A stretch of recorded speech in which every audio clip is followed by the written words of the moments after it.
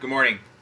Starting week 6 of Staying Rooted, our goal with this is to root ourselves in what we know to be eternally true in the midst of uncertainty in our particular cultural moment. And this morning's psalm that was a part of my daily listening is Psalm 102. And what I basically want to do is read through this psalm because it's almost universally applicable to someone who is experiencing suffering and uncertainty. Its title, or the little superscript that is there, is a prayer of an afflicted man when he is faint and pours out his lament to the Lord. So there's what makes it universally applicable is there's no specific mention of who this man is. So it's something that can be appropriated by anyone who's reading it and singing this song. And there's no specific mention of what his struggle is. It's all very general, which also makes it very easy then for us to appropriate and apply this psalm to our own situation. So let me just read through. It starts like this, verses 1 and 2. Hear my prayer, O Lord. Let my cry for help come to you. Do not hide your face from me when I am in distress.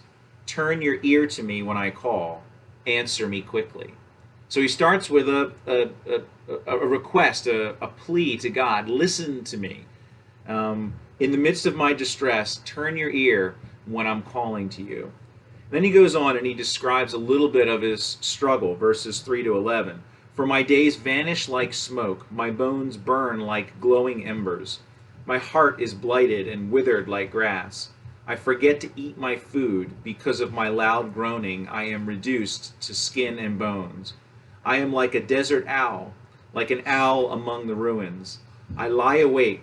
I have become like a bird alone on a roof. All day long my enemies taunt me. Those who rail against me use my name as a curse. For I eat ashes as my food, and mingle my drink with tears, because of your great wrath. For you have taken me up and thrown me aside. My days are like the evening shadow. I wither away like grass. So clearly, whatever's happening to this guy, it's causing great distress in his life, causing him to speak of himself in pain and to look to the Lord and say, though he doesn't ask the question specifically, why? What's going on? I don't understand. I feel like I'm withering away. But then he turns to the Lord. Not immediately to the answers to his questions or to his distress, but to the character and the nature of what he knows about God. Verse 12. But you, O Lord, sit enthroned forever. Your renown endures through all generations. You will arise and have compassion on Zion, for it is time to show favor to her. The appointed time has come, for her stones are dear to your servants. Her very dust moves them to pity. The nations will fear the name of the Lord. All the kings of the earth will revere your glory, for the Lord will rebuild Zion and appear in his glory. He will respond to the prayer of the destitute. He will not despise their plea. God listens to his people. He's thinking of the God who sits over top of all of history and over all the world, and he knows on the basis of that God knows what is happening to his people. He continues, verse 18, let this be written for a future generation, that a people not yet created may praise the Lord. The Lord looked down from his sanctuary on high. From heaven he viewed the earth, to hear the groans of the prisoners and release those condemned to death. So the name of the Lord will be declared in Zion, and his praise in Jerusalem, when the peoples and the kingdoms assemble to worship the Lord. So he doesn't know how God's going to answer his current situation, but he's already looking to the future and saying, let this be written down for people yet to come, that God is faithful to rescue his people, to listen to their cries, hear their groans, and rescue them. Then he circles back to himself, verse 23. In the course of my life he broke my strength, he cut short my days.